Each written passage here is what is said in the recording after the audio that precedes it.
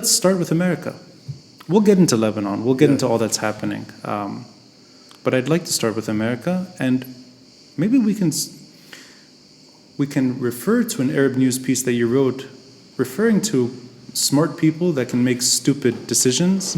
No, let me tie America to one of your favorite themes, which you have many recurring themes in your podcast. You ask people the same questions. Sometimes you answer them yourself. No, but you do have recurring themes. I've learned from the best. And I've been, I'm imagining them as chapters in a best-selling book, which I keep pressurizing you pressuring you to write. But thank you for writing the foreword. So we're both from Ras Beirut, more or less. More or less, yeah. And so the history of America and Ras Beirut, if you like, goes back 200 years. It's not the America which is post-World War II, the superpower, the imperialist, the whatever. And at the time, in the 1820s, America itself was barely 40 years old. You can imagine. It was a formative period for the Americans who came to Lebanon. It was a formative period in America. They were marginal. They were the real Puritans. In America was far more liberal than they were. They were the Puritans who came here. Yes. Who were slightly bigoted. And I think they learned from us as much as we learned from them. And that's our history goes in parallel. And they did trigger a kind of the Arab Renaissance, what people call the Arab Renaissance, which is basically was mainly in Lebanon and Egypt and parts of Syria, was triggered by them. And they triggered an educational revolution, almost unintentionally, because they opened schools, and the Jesuits saw it as a threat to their influence. Right. So the Jesuits opened rival schools. You're referring now to just Saint Joseph, basically, and which others. Became later Saint Joseph. Yes, right. Yeah. No, but not just AUB. I mean, I'm talking about the Protestant schools that were in Sul Gharb and in Abay and all over the mountain, in Hamdoun, and these people were establishment people in America. So if you like, I never imagined hearing establishment referring to back then. Yeah, so no, they were. I mean, they were what you would call the WASP establishment. When they went. When they went back to the States, when someone like Daniel Bliss or Bayard Dodge or someone went to America, he would visit people, like the Roosevelts, and so they were not sort of hilly-billy or marginal people in America. They were quite establishment people. Yes. And they had, their network was influential. They had a huge influence here in World War I. Apart from the Nahda, in World War I, they did a fundraising campaign which raised $30 million at the time. Oh, wow. $30 million at the time was something like... hundreds of millions now. Something like $1.5 billion now, probably. Oh, wow. And it was spearheaded by Cleveland Dodge. And, they had 500,000 donors, individual donors, in the days of, snail mail and dip pens. They wrote to people, and they used the networks of churches and clubs and all these. They used a lot of networks so they had 500,000 individual donors that were corresponded with by volunteers, and that was during the famine in Mount Lebanon, during the Armenian massacres, the Greek refugee crisis. Yes. So there's a long history, with specifically a Ras Beirut history with America, and I think some people in Ras Beirut are possibly more tied to that old image of America than the Americans themselves. Just as a caveat, I've become, I've only been in the States for 5 years, 6 years. So I've become a bit like an Americanist, a bit like Americans who come here and become Orientalists. They make generalizations and they pretend to be experts on, but I have been, it was a bit of a cultural shock for me when I moved to the States. I used to visit all the time, but when I moved there, so a lot of my pieces are repeats of stuff I wrote before, as in policy papers and stuff, but in a popularized form. But no, I'm glad that you're okay. So you're doing something that I love, and this is why I love speaking to you on this podcast and just in friendship, is that the moment a question comes up about American policy, you're able to give it a very rich historical context in a way that impacts generations. It impacted you, it impacted me. And I'm hearing from what you're saying that's the smart people doing smart things, as opposed to smart people doing stupid things. Dumb. I called it dumb. Dumb, sorry, yeah. Dumb is, one of the explanations of dumb is when you can't speak. It's yes, right. There's dumb, there's stupid, there's imbecile, there's lots of, right. lots of words for it. And I think it's more dumb because I think the bureaucracy that has developed in America in the last 40 to 50 years, has rendered people dumb because it's forbidden to think. You have a system, you have a administrative system where the worst threat to that system is perceived as someone using their brain, someone using their judgment. But in that, and layered in that, you have also two things going on, and I'm assuming this is it's not necessarily flushed out in the piece directly, but it's sort of the nuance between the influence of soft power, that is education and the like, yes. Which is really what I guess if you're an Americanist, you're going back to that. We are a product of that soft power. Absolutely. You and I. 100%. And your dad, And I think even the people that we associate with the most are direct consequence, in a positive way, to that soft power. Yeah. And then you have something that America is equally known for, if not better known for in more recent times, hard power, and in what looks like humiliation in terms of Afghanistan in particular. Yeah. But other examples come to mind. But Afghanistan is that mighty power that seems to trip on itself and exit in a very embarrassing way. Yes. And is it right to put it in that context, that you have historically an America that was better at doing what we call, or maybe what you're referring to as that Americanizing,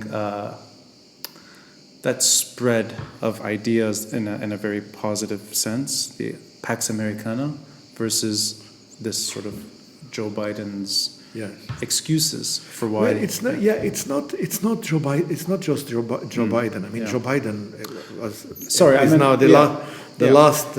It's. I try to avoid.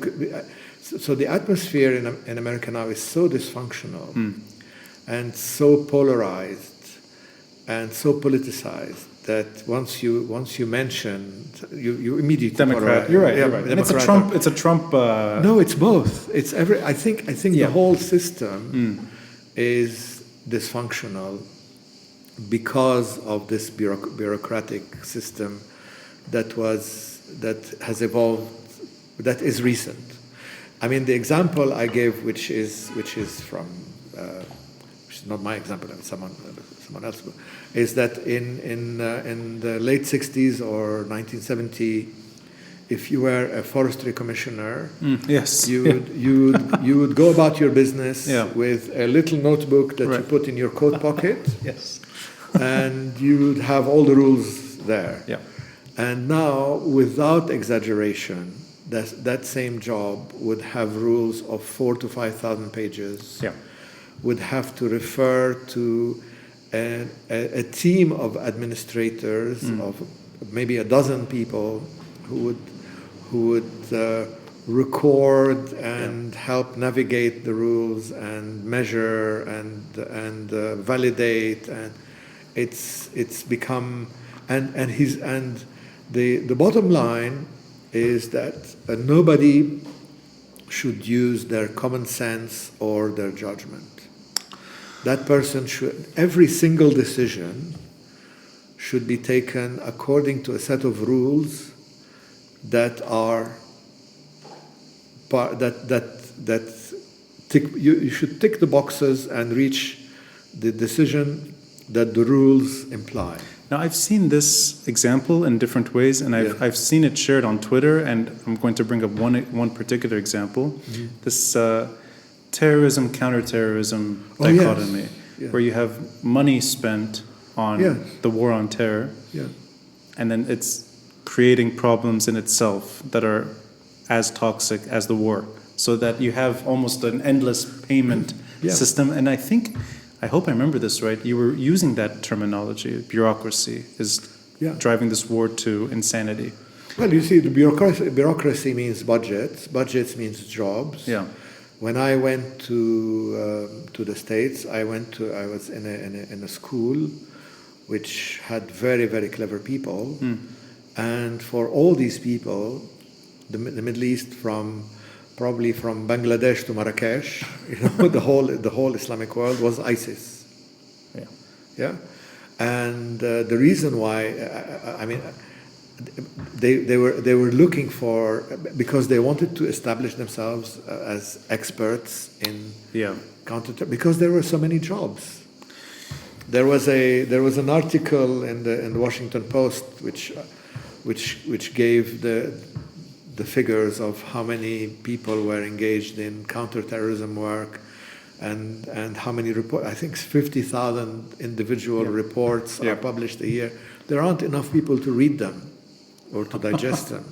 And this is all fueled by bureaucratic budgets, and it doesn't. And you can get much better information from a taxi driver. That's the example I remember. In the region, because the intelligence system doesn't allow you to speak to human beings. There is a ban on human intelligence in America, especially when it comes to counterterrorism. What you do is you do big data through keyword searches on social media, and you do correlations with events and things, and you profiles that very theoretical profiles, and it's really and that's how the millions and billions are spent. So do you think, and I know I'm lumping two things here that don't necessarily line up properly, but the 1800s that you describe, this America that's new and fairly new, investing what is today over $1 billion in this education system outside, right, in Ottoman Lebanon, and you have a bloated bureaucracy today that doesn't offer much policy as opposed to just expenditure. Yeah, but you're talking about two different Americas. Right. You're talking about the swamp, which is Washington, D.C., which is the American government, and you're talking about we're past Trump. Yes, we are. You're still using his you're talking about them. I mean, the American government, the relations between the Middle East, the Arab world, and the United States is not purely government to government.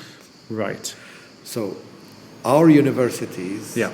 LAU and AUB and AUC and all these things, we have huge networks. I mean, over the last 200 years or so, Yes. we have huge networks of, Yeah. of graduates, of companies. The major companies were staffed and created by graduates of our. These are the people who interacted with, who worked with Americans, interacted with them. They built the Gulf. The big companies like CAT, like Khatib Alami, and CCC, and all that. These were done by. They are products of AUB of the region. But the advertising industry and the media is a product of the LAU Communication Arts Department.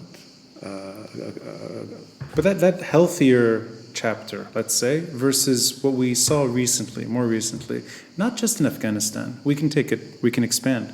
And this includes the Trump administration. It's not limited to Biden. It's that less concern today with American footprint. And maybe for only because that it's primarily it's not soft power, it's hard power. The soft power conversation, I think that you hold on to, and I do too. I agree. It's not respected maybe at nearly as much as, the Americans are leaving and the Taliban is taking over again. Yeah, it's you're trying to find a rational explanation. Yes, and I was reading a lot of very rational analysis about America's policy and about lots of amazing conspiracy theories, beautiful ones. I wish I could invent some like that, some like that. By people who deal in geopolitics, the geopolitics dabblers and all that. Dabblers. And I asked myself, what if it's none of that? What if it's just pure dumb?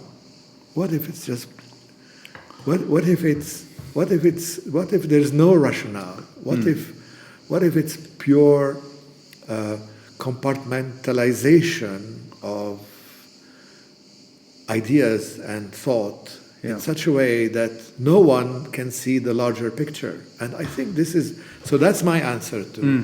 So there's no conspiracy theory. Yeah. There's no. It looks awful. It looks immoral. It looks some of the pronunciation. I mean, some of the stuff we heard after Afghanistan are shameful. The American. Yes, and it's very politicized. Yeah, of course. And we heard it mainly from Democrats trying to justify it. I can imagine what these same people would be saying if it was Trump that did that. There was some Trump. I mean, Stephen Miller said some horrible things. Yes, but I mean, if Trump had done that, it would be the Democrats who would be taking the moral high ground. In terms of the way the Americans exited, But it's. I think it's totally irrational. I try to explain it in that way. Yeah. Because you are not paid.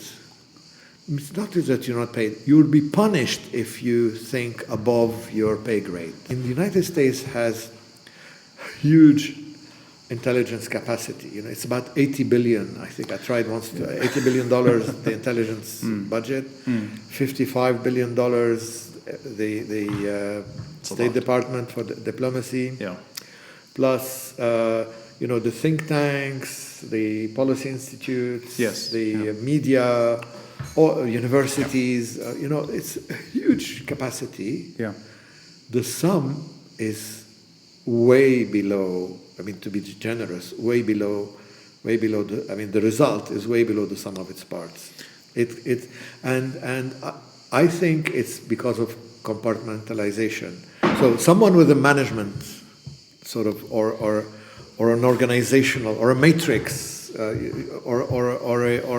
an algorithm or whatever you want to call it, created a system whereby someone like Rani Shattah is defined as a podcaster.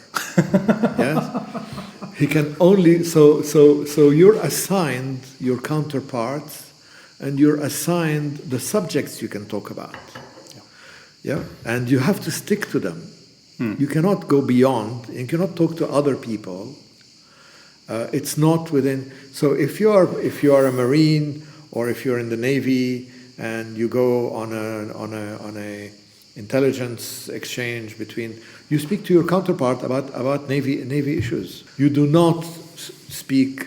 You don't have the larger picture, and you've seen it. I mean, how many times do you hear people talking about policy and they say, we are focused on the evacuation from the airport, we are focused on fighting ISIS. Oh, sure. That's we are focused every on, news. we are laser focused on such and such. You know, this word focus means exactly the opposite. It means we are totally unfocused about anything else. But does that It means we are totally oblivious of anything else that's happening. Can I take it into another direction? The irrationality that you're describing, or the dumb in the best use of the term. Best use of the most term. Polite. Sure. Yes. Does that go as far as to include the American duration in Afghanistan? So in other words, okay, so it's not just the exit; it's the whole thing. No. Yes. It's. I mean, how can anyone spend 2.2 trillion in a country which has a GDP of less than 20 billion? Right. Yes? Yeah. I mean, how can you do that?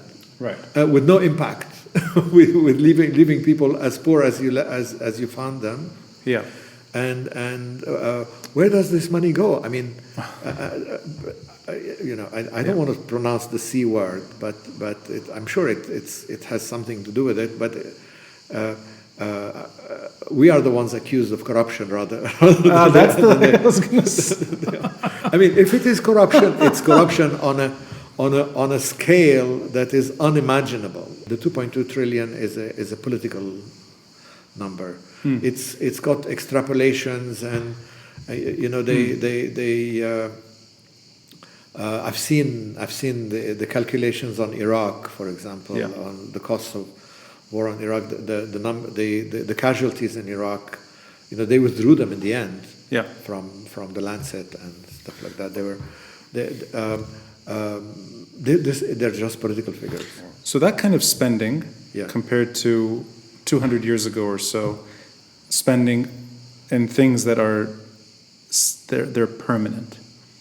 Ras Beirut, AUB has it's society. It's still, you have to make a distinction between the government and voluntary and private sector and corporations and even Aramco is slightly different, even though Aramco is a separate company. So I think the cumulative effect of all the Americans who have interacted with the Middle East through Aramco, through the universities, through meeting people like you and me, through meeting graduates of our universities and our schools and have nothing to do with the government. This is not the government sector. This is an interaction between a society and another society. Right. And one of the things I'm trying to do in New York with LAU is to continue that kind of interaction, which is non-governmental. It's right. So that's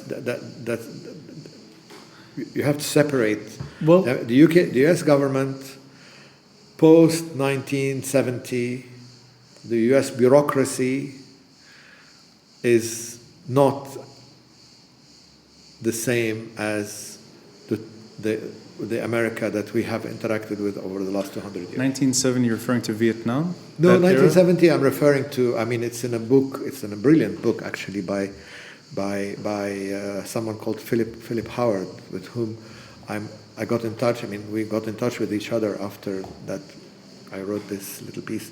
And he traces it back to a federal court judge in Texas who decreed that, who was an advisor to President Johnson, and during the big society thing, the Great Society. So sorry, that's the spending goes crazy. Who decreed that the soft underbelly of any administrative system is if anyone uses their brain or their judgment. No one should be allowed anywhere down the line to use their judgment or their experience or their knowledge or their instinct or their hunch or their, you have, it's not, you're not just your credentials. You have a BA and an MA, and we cannot reduce you to credentials. You have an experience. You are a very complex personality. I mean, yes, maybe more than others, but you are. The cumulative effect of your experience and all that allows you to make judgments. Your travels, your interaction with people, the degrees you've taken, your education, the tragedies that you've been through, everything makes you a person that has judgment. Yeah. You're prohibited from using judgment. You become dumb because you have to follow rules, and if you do not reach the objective, if you have a target and you have rules to reach that target. If you don't reach the target and you follow the rules, you're fine. If you break the rules and you achieve the target, you're not. You can go to jail for that. So it's that kind of a system that has rendered, that has resulted in things like Afghanistan, like Syria, like Iraq, with huge amount of spending that nobody can trace. There was a congressional, I would love someone to do a study of this because it's congressional funding, which means it's audited and traceable probably. There was $500 million spent to train rebels in Syria. Yes, right. Where I don't know how much of it was spent, probably all of it, but they produced almost nobody. They produced 5 soldiers or something. Who defected later. Yes. I mean, that's. I'm sure everyone worked very hard. I'm sure they didn't steal the $500 million. Yeah. But still, I'd love to see how this happened. Let's link this into more familiar terrain, at least when it comes to what we're going through here in Lebanon. Yes. But of course, it's not just Lebanon. I don't think I've ever asked you this question, and I think it ties into everything you're talking about, from bureaucracy to dumb policy. I'll use your word. I think at least the feeling is that the default American position in recent memory for this country and the region is stability and crisis management. Meaning, an issue pops up, there's no appetite to actually fix the problem. It's really just to quickly, as easily as possible, find a way to just cool the temperature. And I'll give you a direct example. There's almost an accepted now American green light for Syria's return, or at least some Syrian influence in our economy. Not necessarily Bashar al-Assad, it could be just Russian-backed Syrian regime and Lebanon that's coming back. And there seems to be an acceptance to that. I don't think the Americans really think of Iran's policies in the region as problematic the way we do. I think they probably see it as we can work with this regime in ways that maybe the region would not want the Americans to do so. Yeah. It could also be the fact that I don't think Lebanon has friends anymore in those circles, at least when it comes to American curiosity. And the Syrian uprising is over. Now you have Yes. and Russia. That's quite a lot of things you've said. No, but the reason I'm you're laying it out in assuming, a yes. way is because what you described as these 2 decades in Afghanistan, so much money spent, and it doesn't look like a success story other than bin Laden was killed in Pakistan some 10 years ago. Yeah. But the Afghanistan project did not work out. Is there something like that, at least when it comes to countries that are now under Iranian tutelage, that there's no appetite to even try this out? Yes. Beyond these rare occurrences that we saw under the Trump administration, that sort of very eccentric moment where you kill Qasem Soleimani, Yeah. everybody was surprised by that. That's the only sort of moment we saw American pushback. So I know it's maybe sloppily asked, Yes. but is there a comparison?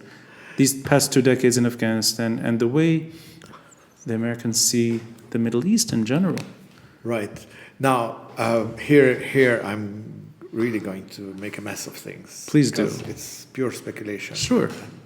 But I think that, well, I mean, obviously, it's very obvious that September 11 was a hugely traumatic event to everybody.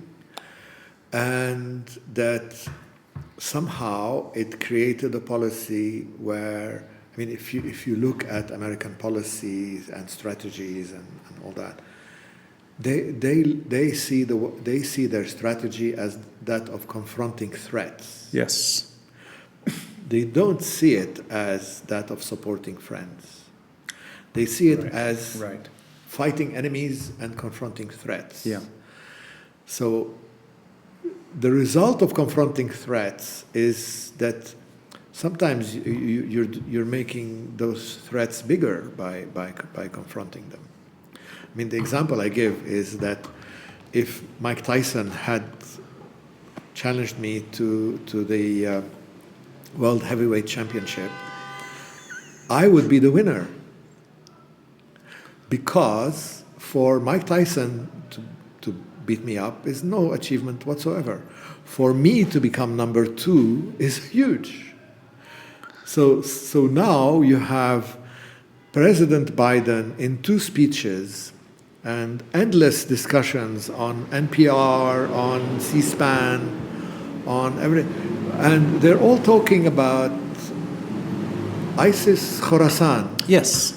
I can imagine the leader, which is like a couple of hundred people maybe, Yeah. a few dozen maybe, I don't know who they are. Yeah. But I can imagine the mother of how proud she is of her son, and how big his ego has become, because now he is the enemy of the United States. He's been elevated to that. So when you see the world as a series of threats, sometimes you make those threats bigger and more important, and you do that at the expense of your friends, because your friends then become the traitors, and they become dispensable.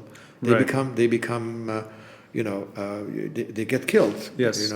Assassinations in Iraq are because they're now. Yeah. Yeah, and now that's when you fight them, and if you choose not to fight, you engage and you negotiate, and when you negotiate also at the expense of your enemies, of your friends. Right. So basically, when America fights enemies, it's undermining its friends. When it compromises with enemies, it's also undermining its friends. When America engages with its friends because they are people who have the same objectives, who have similar view of the world, or similar values, or vision, or whatever. Yeah. The result is completely different. The result is, the example, I think the obvious example of this is the surge in Iraq. Right. The surge in 2007, 2008. Yes. The surge was America engaging with its allies and friends in the north, in amongst the tribes and amongst the. Yes. And What did they used to call it? The Sunni triangle, right? Yeah, Some strange, yeah. yes, and to fight Al Qaeda. Right. Yeah. They eradicated Al Qaeda from Iraq. Yeah. Yeah, and the cities were liberated from Al Qaeda, and the people were pleased to be liberated from Al Qaeda. That's when you engage your friends. When you decide to fight your enemy, first of all, you fighting ISIS destroyed Fallujah, Ramadi, Mosul. Right. Yes. You're focused on fighting the enemy, and your enemy starts killing your old friends because they were the ones who collaborated with you. Right. You don't care about that because you're laser focused on fighting the enemy. And even when you run out of targets, you hit targets again because that's your focus. And most of the churches in Mosul were destroyed by the Americans, not by ISIS, because they just in case there were ISIS hiding inside them. It's so. But that's something that's gone wrong, at least when it comes to. It went very well, but it's both went very well, but both had different focus. Right, but so fighting ISIS, according to the Americans, was a complete success, but it was a disastrous success for us. Right. Fighting, engaging with the tribes and the Sunni Ashair and tribes to fight Al Qaeda was a complete success too. So if you're completely focused on part of it and you don't see the bigger picture, they were both successes. And it's the same in southern Iraq now. The Americans are focused on engaging with Iran, on negotiating with Iran. They don't see that there are militias in southern Iraq that killed the son of a woman who challenged them. When she was defiant. Right. Yeah. So in that sense, in that paradigm, Iran is not a problem as long as it's not identified. So in the threats, if you listen to President Biden's threats, he does not mention the Revolutionary Guards, the Islamic Revolutionary Guards Corps, as a threat, right. Even though it is the IRGC that's, excuse the term, let me find a euphemism, that's ruining American policy everywhere in the region, in Palestine, in Syria, in Lebanon, in Iraq, in Yemen. The biggest threat to American policy in the region as a whole is IRGC. Yeah. But America is focused on one thing at a time. It doesn't see the big picture. Yet we do. There are 1 million people in Washington, D.C. who see it. Okay, so let's. I know we've kind of. So I'd like but I want to bring it back to. You want to move to another subject? No. It's the same subject, but it's the. I'm trying to link it to. You laid it out well with this sort of. It could be described perhaps as foolish, spending that much money on a country without any success that they can hold on to, other than, and you've said it already, Bin Laden is gone. The Al-Qaeda that we knew back then is gone, and the Taliban are not threatening America directly right now, so they're not a problem to America. I don't know. No, but this is a cover-up. It's scandalous how some analysts now in Washington D.C. are trying to say, trying to soften the blow by saying that, the Taliban's they could change.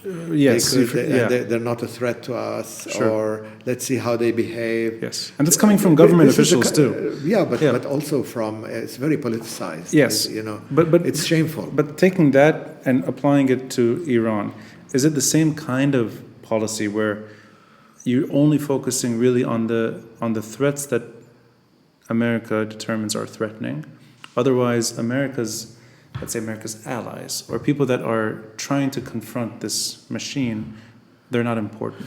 Again, you're trying to find a rationale. It's true. I think it's pure, dumb local politics. Well, now I know the name of the episode, Dumb Politics. Yeah, no, I mean, seriously, I mean, basically, it's flip-flop, you know, it's what you call flip-flop policies. It's because the Republicans see Iran as a threat. You don't see Iran as a threat. Oh, so you think it's that polarized? It's that silly. No, but do you think it's at that level now where the Democrats? Yeah. Because the real Republicans- Sunni-Shia divide doesn't exist in the Middle East. It exists in Washington D.C. You have Shiite analysts. You have people who think that the Shias are nice people and they're not a threat and we can work with the IRGC, and they mourn the death of Soleimani far more than anyone in Iran mourned him. I'm sure. And you have people who think that it is the Wahhabis, you know, it becomes the biggest threat to the world is the Wahhabis.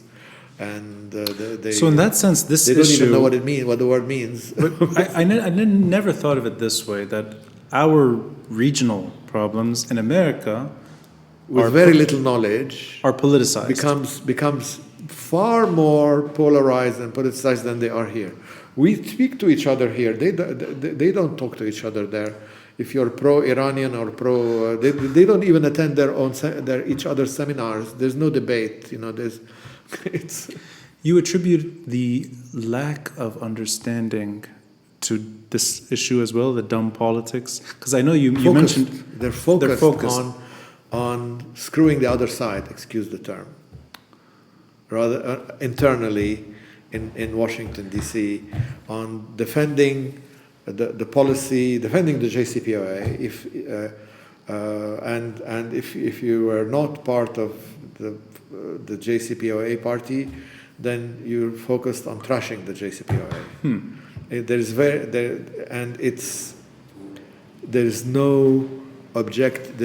There are very few people who think in Washington D.C. and who are objective, and these are not the government types. These are more. No, there are some in government, but I don't think they had in the bureaucracy. Their ideas are never absorbed. I mean, one little phone call to anyone, give you a dozen people in Washington D.C. to call, and you'd get perfect analysis, but it doesn't enter into the bureaucracy for some reason. It doesn't reach. There are very clever people in Washington. It's probably the highest concentration of PhDs and in the world, you know, people and people with great experience and cosmopolitan outlook, but somehow it doesn't translate into policy, and then they are busy with finding a job. You know, you have to support the. A lot of the stuff I read is basically positioning themselves to enter the administration, because then you live off. I've worked on this in 3 administrations and stuff like that. It's a bit of a racket. It doesn't produce anything. Okay. So I've heard you describe bureaucracy's ills many times, but yes. I never heard you describe it in this very American foreign policy specific terrain. As an Americanist, you know, as an Americanist, like an Orientalist. Right. Yes. I think I will also figure as the one who speaks more than you do in the podcasts. That's what I look for. Yeah. See, that's why I love these conversations with you. I can barely get a question in, which is the way it should be. No, but let me go back to let's go back to AUB, because I think it's a nice foundation, and I think you are one of the few guests that naturally brings up Ras Beirut for any conversation we're talking about. This time it's American involvement. But you see AUB today struggling.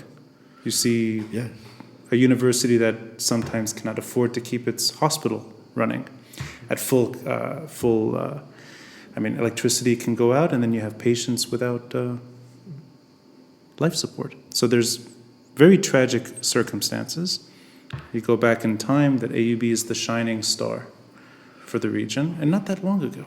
You can go back, I mean, you're a product of those years. Maybe yours are closer to the Civil War, but speak to anyone that went to AUB post-Lebanon's independence up until the 1970s. This university is almost like a dream palace to them.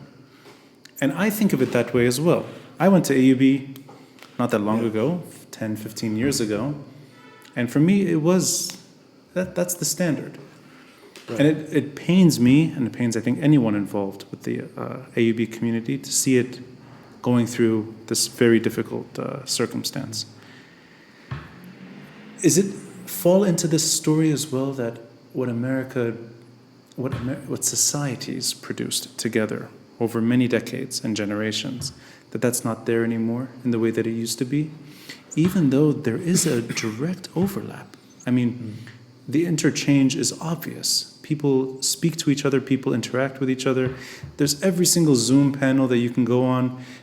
People are talking with each other all the time around the world. AUB is not a local story. AUB is a global story now. Yes. But does it fall into that sort of dumb policy that you have to almost beg now people to help AUB? No, I mean, the problem is too big. You see, I mean, both AUB and LAU have received significant support from USAID in the last 2 years during the crisis. Right. But it is a major crisis, and it's tied to the country. It could be now it's where we can move to this idea of Lebanon as the cosmopolitan center of the region. Yeah. If that's finished, if that's over, then AUB is part of that, LAU is part of that. Absolutely. Even the Jesuits, the Jesuit University is part of that. The banking sector is part of it.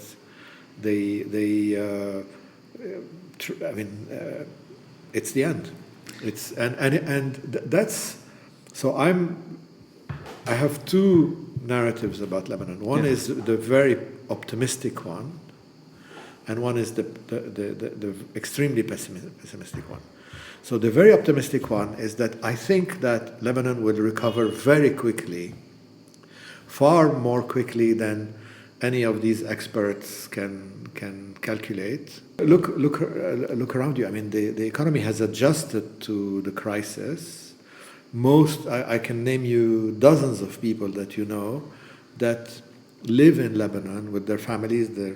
Their kids go to schools and universities and places, and they have their, but they make their money abroad. They live here. They travel for a couple of days, a month to Africa, to Europe, to the Gulf, even to Malaysia and China and to New York. But they live here. They live here, yes, exactly. They live here, and these are people who are affected by the global economic problems, of course, but they will recover much quicker than others in Lebanon, and the people those people who, and I believe they're a significant amount of the economy, mainly because of the crisis that the economy has been going through, because of the high interest rate, because of the recession in the past few years. These people have adjusted to that and started generating their income from abroad instead of here. Look at the big companies. Look at Dar al-Handasa, Khatib Alami, and all these. How much of their income is generated in Lebanon? Today, I don't think any of it is being generated here. I think probably 10% maybe. That's something very small. Their contracts are in Africa, in or Asia, other Jordan maybe, or in whatever. Brazil. They have or Jordan, or so these people are, if the right circumstances return, these people will recover quickly, and the sector of the economy that lives off them will recover quickly with them. The people who have, so there will be different speeds of recovery. Those people who work for the government will not recover very quickly. But that's a very. I mean, I don't want to. I'm sorry to interrupt, but that seems to be the crowd that can survive chaos. They're not the. That's if you're going in the right direction. If the country is going in the right direction. Yeah. If the country is going in the wrong direction, which is mainly a political direction, then it could be the end of Beirut and of Lebanon as we know it. It's no longer that hub of ideas, of education, of medicine, of So tourism. the optimism is really it's the edge of the story, which is you have a circumstance where the Iran's influence takes a step back. It doesn't get replaced by Russian-backed Syrian influence. You have a society that is able to, in a way, address key issues that have not been addressed. That could be sovereignty issues, could be things that are foundational. I mean, the optimism is like... We'll get back to sovereignty later, okay. Because you're not a fan of sovereignty, which I like. No, I think sovereignty is overrated. It's overrated. Sorry, that's your... That's the one, yeah. I should always quote you directly. Yes, it's always better than what I think. Okay, but I meant more that going in the right direction means not ending up where we got to, and that seems to be a fundamentally different story. Yeah. So now it depends. It depends what you mean by ending up where we got to. So this means why did we get here, and where are we now, and where are we going? I think you and I would agree to this. Yes. That Hezbollah carries a hefty burden when it comes to that tragedy. And it carries a burden not just politically, it carries a burden economically too. So that, do you see that issue getting addressed? Because I think optimism really requires that to be addressed. Well, it's more complicated than that. It's how are we going to live to recover the Lebanon where, forget about Shia, how we can live with Aunists, or how we can live with... No, I'm sorry. I didn't mean defeating more than I meant... I'll rephrase. Yeah. I know you don't mean that, but I think this lies at the bottom of... this is the bottom line of the federalist... those who are talking about federalism, basically, crudely put, we can't live with the Shia anymore. Let them have their Hezbollah. Let them have their stuff. But I don't. But that's not. I don't think that's a solution. And the Lebanon that will result from that is not a Lebanon anymore. I agree, and I'll say a few things here. The recent episode I did with that sort of a third of it was on federalism. Yes. With Hisham Bou Nassif. Yes. He's an academic in the U.S. and Absolutely, he's. I think that word could be sort of explained in different ways. You have the prejudice types that are promoting it. They're mostly online. They seem to be a crowd that doesn't want to live with each other. That's the motive. Yeah. Then you have that sort of more refined, I think, perspective. And Hisham, I think, belongs in that camp where it's... Yeah, but his assumption is that Lebanon will be secular. In a way, there are so many contradictions in the parts. I didn't listen to the whole. I mean, it's a step by step. It's almost so he makes it very clear because he's saying he was saying that if people in Kisarwain want to have a civil marriage and people in Nabatiya don't, then they're free to do it. And I mean, let's actually, you know what? We can even take out what he would want to see in a federalist Lebanon. He does say it outright that a sovereign, neutral Lebanon is a precondition to getting there anyway. So he does see that there's things that need to be done first. It's not neutral first. So okay, well, so without we'll reach the neutrality.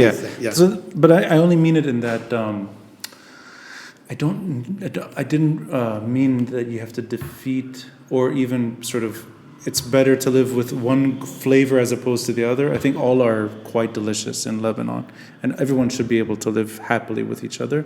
And I agree with you on something else, that the National Pact and everything that went into it, and not just the National Pact, but the generations that it took for this very old idea to modernize and find a way to survive in a region that was very chaotic and very troubled, and it pulled through, that should be respected, and it should be it shouldn't be bashed, it shouldn't be criticized, and I think it is unfairly criticized among new historians and among many that see sectarianism in particular as the core problem.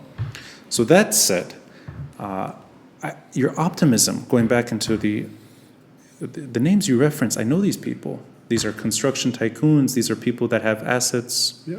They can survive. I think they do well, and they do fairly well abroad, and they do well here when things are good, and they wither storms. But I'm talking now really about everyone else that took a nosedive in this country. I mean, I don't know anyone doing okay.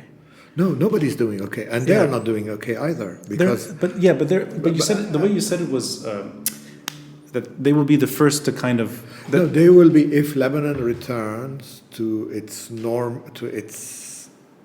path, which is its role, if you like, and its external connections and all that. They will be the first to recover. They will be the first to leave if it doesn't. They will be the first to recover. Right. And you have a whole infrastructure of people who are employed by them, who live off the people who are employed by them. There's a whole economy built on money that is not even created in Lebanon. Money that is created outside, with contracts outside, with businesses outside. I thought it was only the major big companies, it's advertising and the media and all, but it's much more. It's even small businesses. People have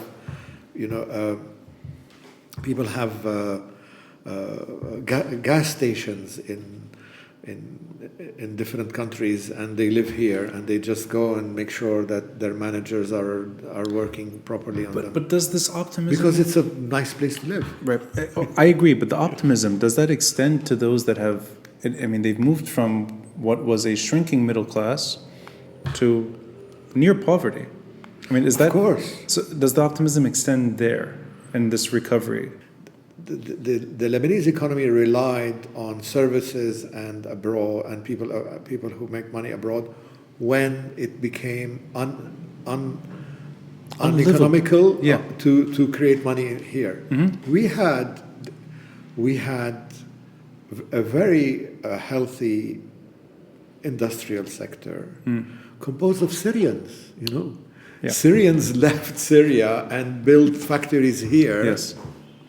Even before the Civil War, because it's where you have the markets, it's where you have the a free economy, it's where it's not just I'm talking about an open society with freedom and with which is tolerant of each other and of people who come to it. I mean, so the optimism is really it's almost like it's more the goal. It's not what's going to happen. The goal. No. What could happen is that we could become another Gaza, and then everybody will leave, even you and I. I mean, I'm at an age where I can live anywhere. Yeah. But a whole.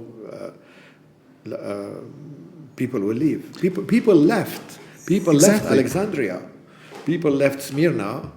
People left Mosul. People left Aleppo. People left all these places even before the current destruction.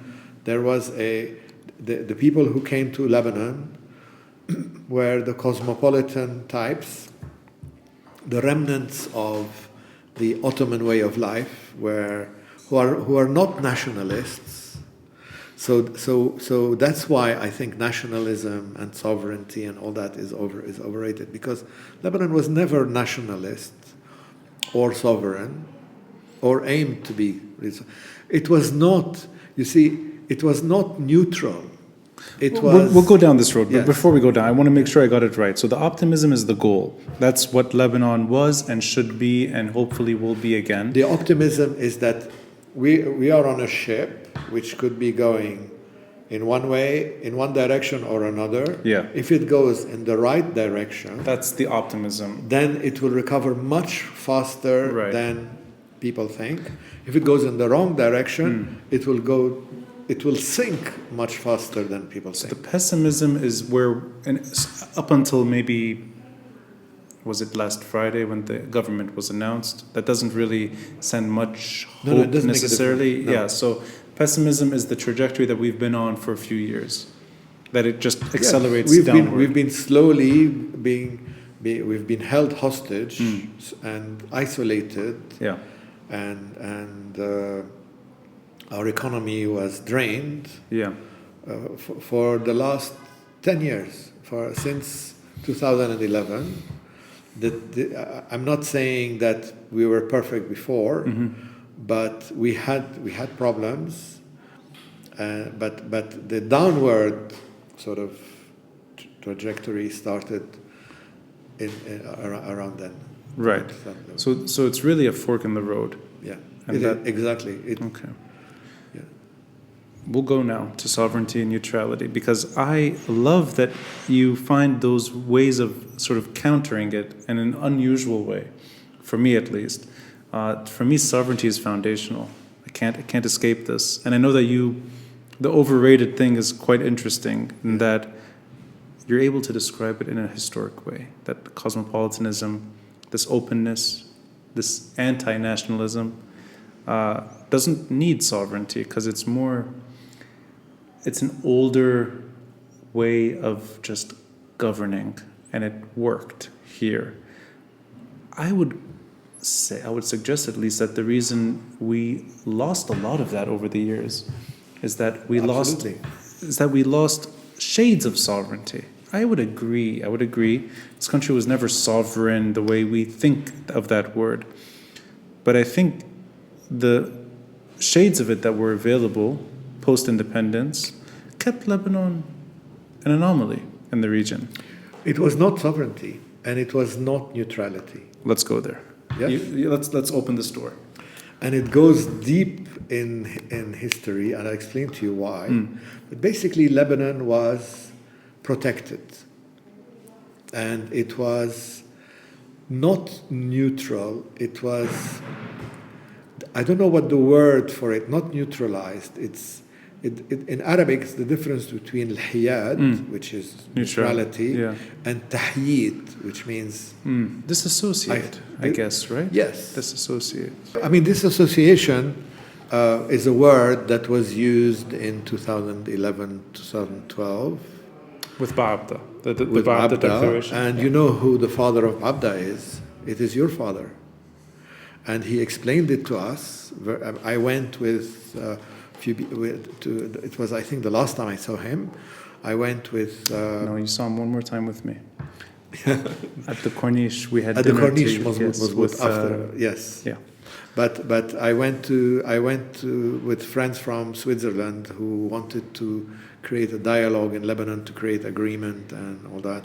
And he explained to us what he was discussing with Hezbollah and with others, which was in a way disassociation. He was saying that we have to agree that we see the world in different ways, and we will never see eye to eye, and that our visions are incompatible. But they also don't depend on us completely. We cannot resolve these issues. We will never resolve the Iranian nuclear, or the Saudi-Iranian problems, or Iraq, or the main thing is to avoid being the battlefield of these conflicts, of which we are on completely opposing sides, and we will never agree. Right. So just avoid being the battlefield, and at the same time, what's the rationale for not being able to resolve issues like electricity and refuse collection and making things more efficient and modernizing the economy and fighting corruption? We can do all of that. Once we instead of paralyzing each other because we're fighting about things that we will never agree and nobody can win Right. on it. Now, so that's the gist of it. That's the internal agreement. That's similar to the National Pact. That's similar to Ta'if. That's similar to... obviously, it didn't work because the other side didn't want to. Yeah. So Lebanon will never... Lebanon has... If Lebanon is to become Lebanon again, you have to have an agreement by the different views and different factions and different religions, groups, and different political parties, and that they want to live together, even with their diversity, and compromise on issues like sovereignty and...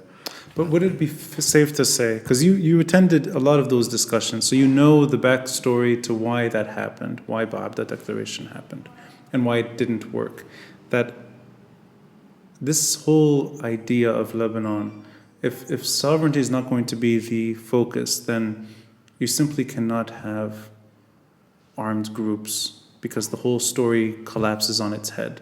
The moment one party says no, and they can disagree by force. You can have an armed group, but you don't have... that armed group doesn't have to assassinate people who disagree with them.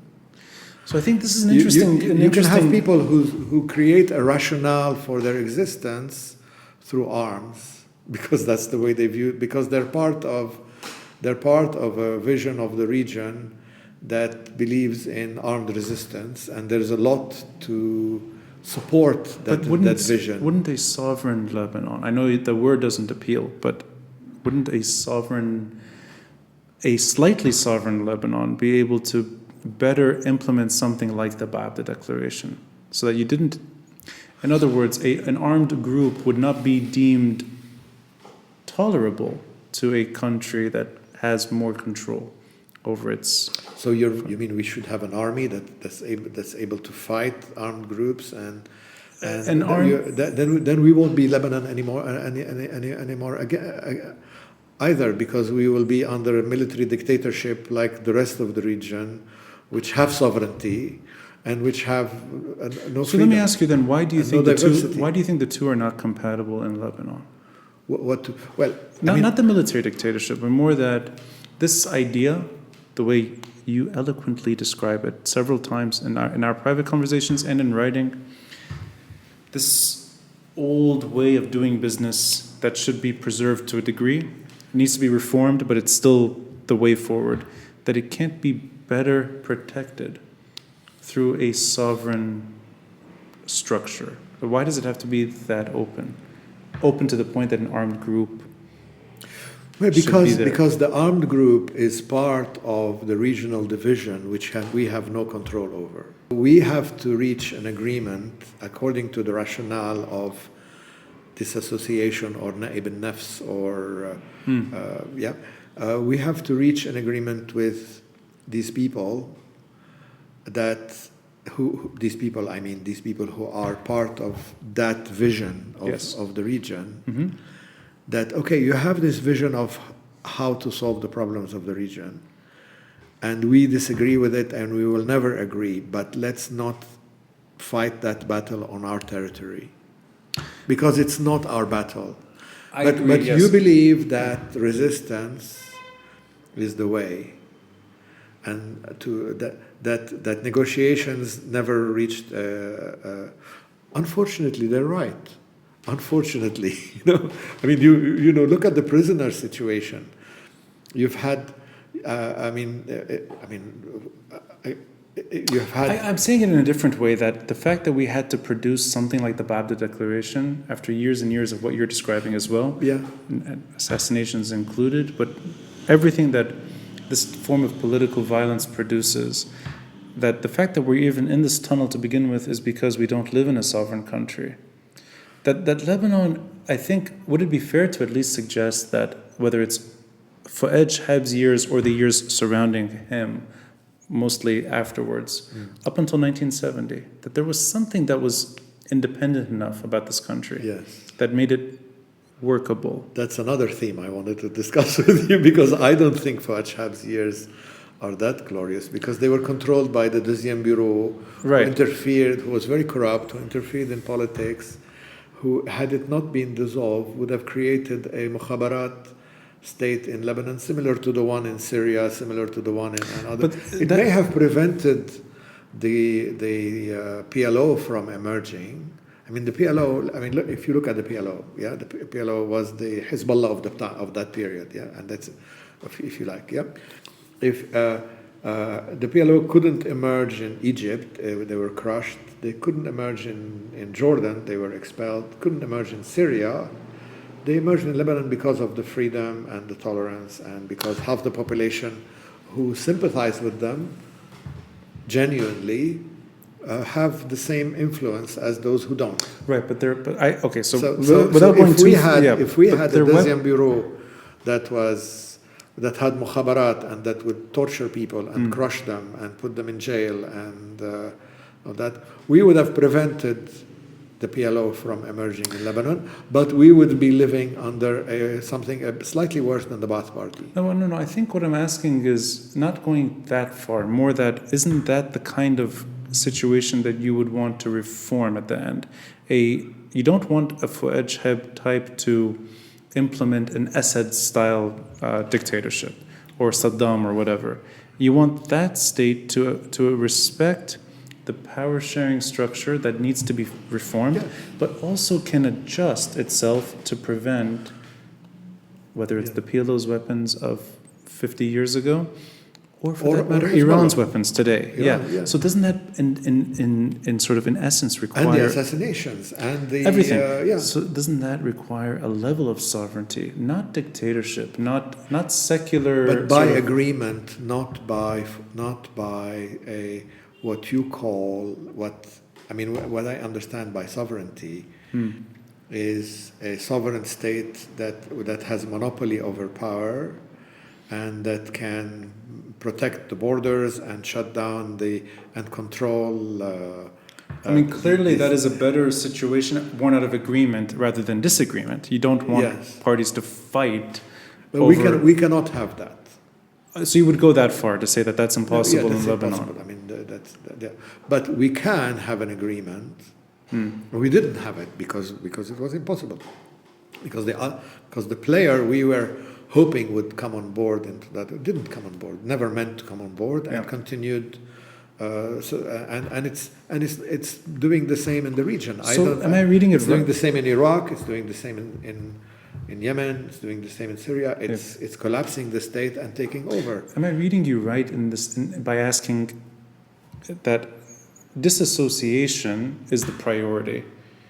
Sovereignty is a consequence if it happens out of the disassociation and agreement to not get involved or not to send anyone beyond the borders or let conflicts Yes. come in, and that neutrality is not the right way to describe it. No, it's more protection. Protection. It's more protection by our allies, by the, we are part of the Arab League. We're part of the UN. We're protected by Europe, by the EU, by the United States. We are part of that. We're not protected by North Korea and Cuba and Iran and Venezuela, which So there's no situation that you see in independent Lebanon being able to just get its act together and finally produce something. No, independent by agreement. You see, By agreement, independent by agreement. Yes. So it's in other words, the monopoly of violence is less important than Bashar al-Khoury and Riyad Salah agreeing, or Ta'if minus Syria and Hezbollah, or the Ba'athah Declaration where Hezbollah says yes as opposed to no. Or, sorry, it says yes and actually does what it signed on for. Well, So- but I mean, we now know that Hezbollah would never have said yes. Right. I mean, Hezbollah was fighting in Syria, in Iraq, in Yemen. I just don't know why consensus and sovereignty can't go together. They can go together, but it depends. You see, we are talking about a game, yes, like football. Yes, we are. It's now football season. Yes, so we are talking about playing football. Yeah, if one of the teams has a sniper on the roof of the next building and is shooting at your players, it doesn't mean there's something wrong with the game. I agree. It means that there's a player that you cannot play with. But that's exactly what sovereignty takes care of. Is that the sniper is not allowed to shoot. He has to calm down and abide by the terms of the game. Okay, but there is a danger in which you have to create a system whereby in the real world, which we are talking about, you have a coercive state that will crush one side and will make the other side win. This is not Lebanon. No, and I don't think Fuad Shahab is the type of dictator that... No, not Shahab. The system that was around, it was the fashion. This was the 60s, We were a lighter version. This was, in the 50s and 60s, people with the military hat were taking over in Latin America, or in Pakistan, in India, in Iraq, we had a lighter version of this, and we didn't tolerate it, and we got rid of it very quickly, and we paid the consequences for it. Maybe we needed it. And what words, absolutist words like sovereignty and, you see... I don't know. I think it's worth a longer discussion, but I don't think it's absolutist. I think it's foundational to avoid the 5 decades or so of what we've experienced in this country. No, the 5 decades are, you have the wrong description of the 5 decades then, because I don't think these were, the image that you have a lot of self-flagellation happening in Lebanon now because of the 5 decades of the bad side of the story that we were getting. There is a good side of the story and there's a bad side of the story. There was a better side to the good story prior. Yes. Yeah, and the bad side of the story was less visible prior. Yeah. I think it's more that trying to find a way to not throw away the sectarian model and not embracing a full-on fascist-like secular dictatorship. That's another word I dispute, because the Lebanese are not sectarian. I am the only sectarian in Lebanon, as you know. But the younger generation, especially the younger generation, are not sectarian. Sorry, I didn't mean it. I think sometimes I use words and we have different definitions. You're right, and you've taught me that. I meant that we don't need to throw away a power-sharing model and replace it with a full-on secular style government. I think that's the wrong way to do it. Yeah. So that's what I meant by sectarian, and that it doesn't have to be a European-style secular state. And I don't think we have to go that far. And I think also that reform is possible within a power-sharing structure, and that should be the goal. But I also think that there's something that allows violence to become part of our politics. And I agree that protection is necessary, but protection withered over time. Yes, and when protection withers, the protected will wither with it. And is there any way for the protected to protect themselves? That's, I think, what I'm trying to get at. That's the big question. I don't have an answer to it. I mean, forget about Lebanon for a minute. I mean, Kuwait, is a country that seemingly is sovereign, but Kuwait in 1990 almost disappeared. Well, actually, it did disappear because the American ambassador blinked. Yep, that's true. Yeah, just a hesitation, a comma. Yep. in the script. And you're right. And Kuwait is gone. Yeah. Yeah. Kuwait will never develop enough military power to be able to confront Iraq and Iran at the same time, or even Saudi Arabia, all the threats on Kuwait. Right. So that And if it does, yeah. if it does, and it has to suppress the people in Kuwait. Kuwait is probably the only country in the Gulf that has diverse politics and real political debates. Yeah. It will not be able to protect itself by becoming a dictatorship and by suppressing that diversity. But I appreciate that this is an open question that can. It is an open question. Yeah, and I think in an ideal world, I would like to have coexistence. I think the word coexistence is far more important than power sharing. We are a pre-modern country. We are not a 20th century model country which has secularism, sovereignty, and all that. So, I think if you're looking at it as a supermarket, it's okay to change a few items in the shopping cart for the 21st century. No, you can do a complete reset.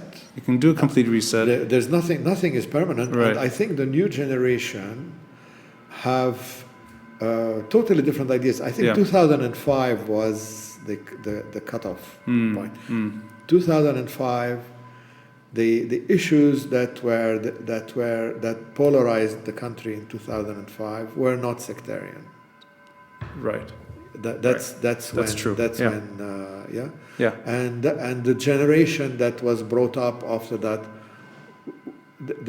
sectarianism was diffused in 2000 by the young people who went in. Absolutely. People forget that there was a very important episode in the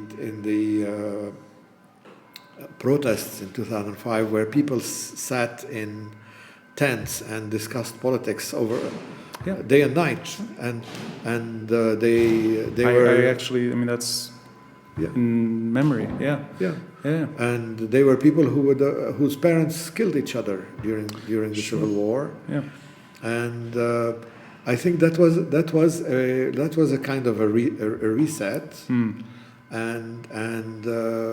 we are in for another one because we are in a post-Ta'if period of which 15 years were influenced by the Syrian presence, which brought stability, of course, but it also infiltrated every single institution. Absolutely. And was transforming us into a kind of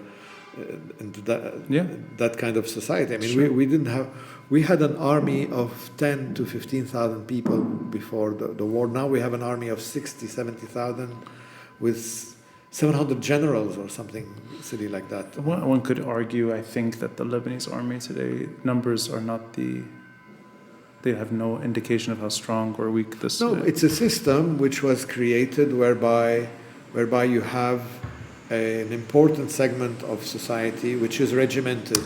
Yeah. Like in Syria, like in Jordan. It's welfare, almost like welfare. I think we will see this reset. If it happens, it'll happen, I think, soon enough, because October 17 is going to be tested in Parliament next year. We're going to see, I think, a lot of these grassroots characters. So basically, this October 17 revolution has a lot of work to do. And has to address real issues. It's not killon yani killon. It's not shameful to be polarized. It's not shameful to be political. It's not shameful to have positions. And they have to appreciate the historical context and other things. They are on a very negative streak where they how should I put it? They have very hidden, esoteric discussions where they say killon yani killon, but they mean different things by it, and because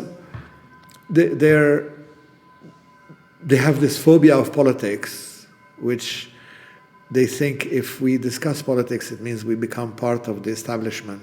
We become like them. But they are like them. You know, if you compromise and you say, let's not discuss Hezbollah now, like some people are saying. Let's discuss the real issues and avoid the controversial ones to maintain unity. They're acting exactly like the political establishment, and this is what got us here. So they should have a healthy discussion about the real issues that brought this country around, not about slogans and people are presenting themselves in the election. They don't have an agenda or a vision for the country there. I've spoken to many of these burgeoning, let's say, political parties and their leadership. And actually, recently I had an episode with a Min Tishrin member, Rawad Taha. Yeah. And I've spoken to others from different groups, and I think the appetite is there for real change. I think they want to see a version of the reset that you were describing earlier. It may not be the reset that you want, and may not be the reset I want, but they do want change. And I do get the feeling that they're not as absolutist as the way you're describing. I think they're able to talk about Hezbollah. I'm actually, at times, I find it difficult to even bring up the discussion of sovereignty, whether or not you think it's an overrated term. Yeah.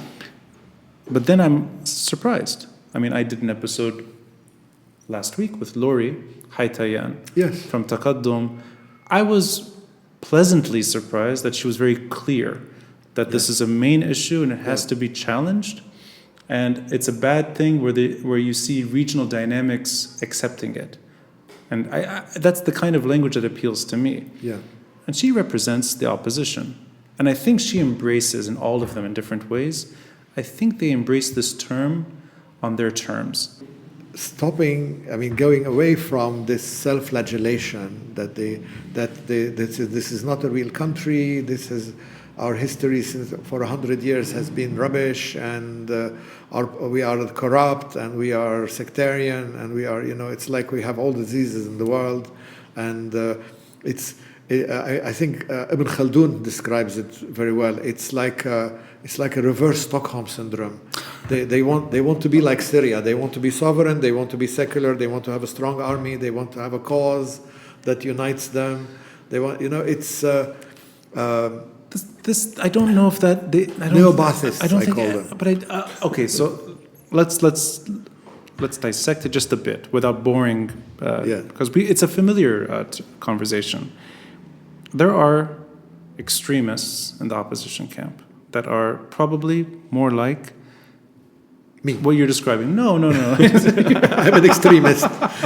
That's funny. I wasn't expecting that. Yeah. That maybe they're happy to see the Syrian presence return. Maybe they'd like to see it. Maybe they call themselves communists, but I don't even know what that means anymore. They're just they're not in it for the right reasons. And I think there's a section of the opposition that's prejudiced. It's unwilling to talk to anyone. Yeah, they're all traitors. All traitors, and maybe the more nuanced conversations, they can explain it. They don't want the Kata'ib in the opposition for a number of reasons. That was a very silly tweet. Post. I saw it. Let's not name people. But let's say there's a section of the opposition that feels that way. Some of it is principled, some of it is prejudice. Some of it is dumb. Back to the title, dumb politics. And then you have, I hope, the majority, which went to the streets not because they hate being Lebanese or they're self-flagellating. I think they saw something that is fundamentally wrong with the way the system operates, and they want to see it improved.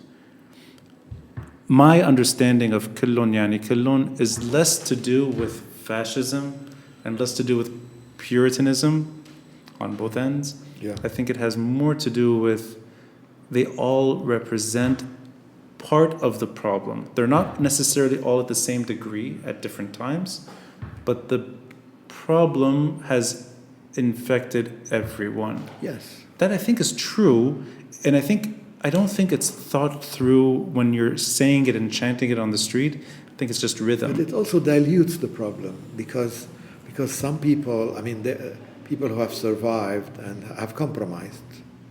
It's like Right. the opposition in Syria who accuse each other, who keep accusing each other, because basically, if you're alive in Syria, then you've been to jail and you've come out of jail, and if you come out of jail, it means you've made a deal with the mukhabarat.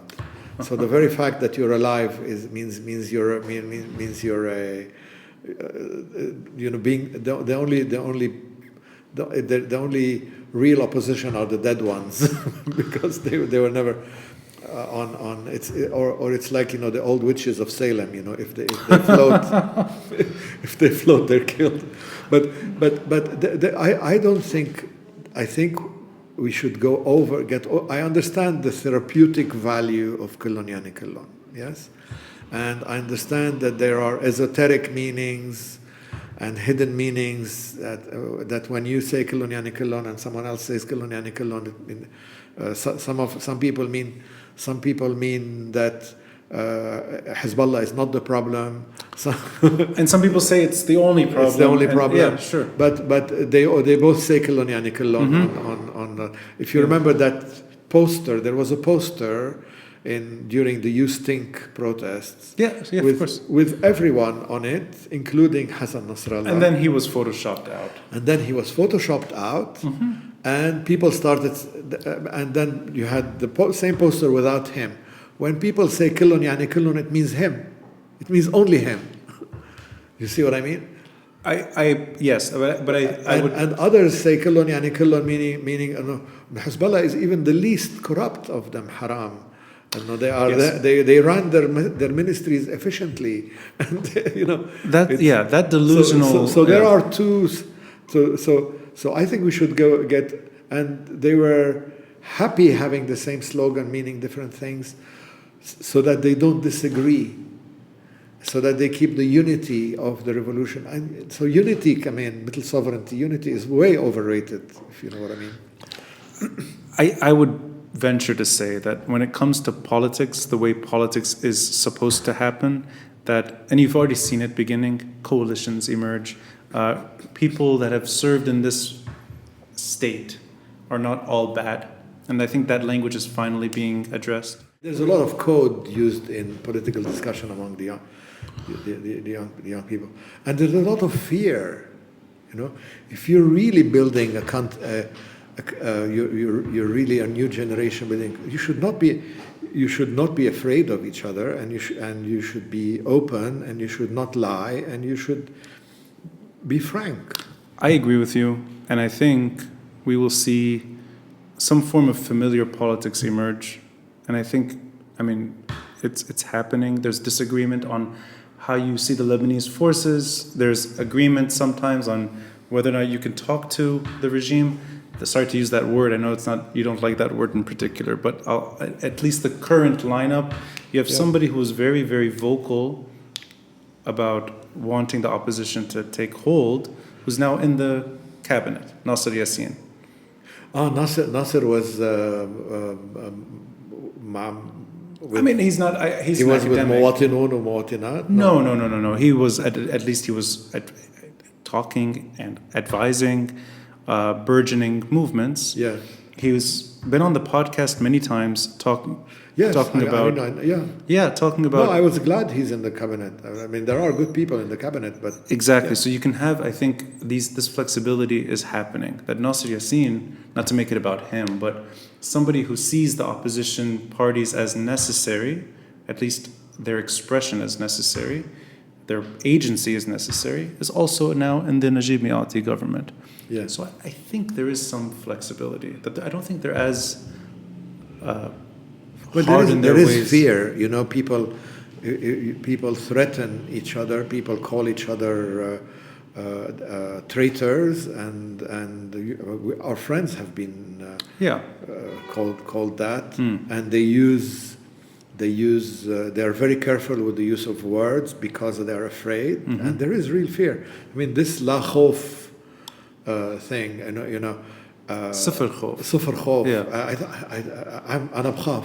You know, it's like you're dealing with criminals. إنه شو صفر خوف? You're dealing with assassins and criminals and. But that should be صفر خوف. but that يعني should be a شو good إنه- sign. It's that you're willing to not let fear dictate your politics. Yes, but صفر. You know, this. I mean, I can't stop thinking about her Fatmi al-Bahadli in Iraq. She defied the militias, and she said and she was not afraid of them. They killed her son, her two sons. We're dealing with criminals, I agree, and I think one day and we should be khof. Well,